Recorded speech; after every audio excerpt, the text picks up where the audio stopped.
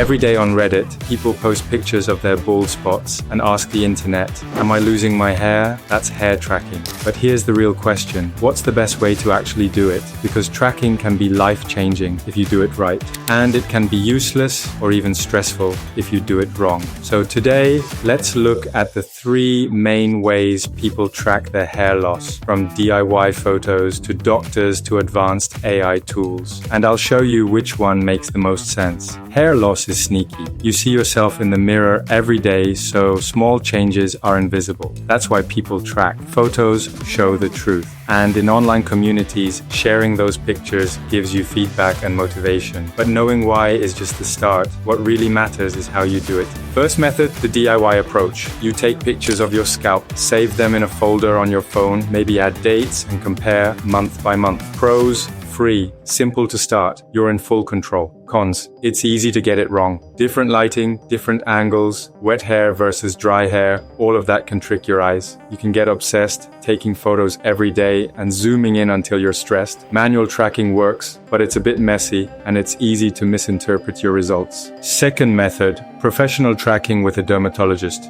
This is the gold standard in medicine. Dermatologists use structured photos, dermoscopy, or even digital imaging to track follicle density over time. Pros: accurate and objective. You get expert interpretation. You can combine tracking with treatment advice. Cons: it's expensive, it's slow, you'll only check every few months. And let's be honest, it's not very exciting. Most people don't want to book doctor appointments just to compare hairline photos. So yes, dermatologists are reliable, but for most people, this isn't practical as a regular tracking method. And that brings us to the third method, technology. Over the last few years, apps using AI have made hair tracking easier, more accurate, and way more accessible. Here's how it works. You take a simple photo with your phone. The AI analyzes your hairline, bald spots, and hair density. It then compares your results over time, so you don't have to guess if things are getting better or worse. Pros: fast and objective, consistent. The AI measures in the same way every time.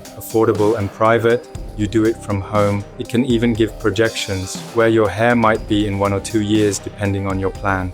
Cons: not every app is equally accurate. Some are gimmicks, others are built with real medical grade AI. For example, Myhair.AI uses advanced deep learning models trained on thousands of scalp images to measure bald spots, count hair, and suggest personalized plans, whether that's an aggressive treatment, a middle approach, or a natural plan. It's basically like having a digital dermatologist in your pocket, so if you want tracking that's both practical and reliable, AI is the sweet spot. So what's the best way to track your hair loss? DIY photos are free but messy. Dermatologists are reliable but expensive and slow. AI tools like Myhair.AI give you accuracy, speed, and guidance without the hassle. At the end of the day, the best system is the one you'll actually stick to. And if you want consistency, accuracy, and smart recommendations, technology is simply the easiest choice.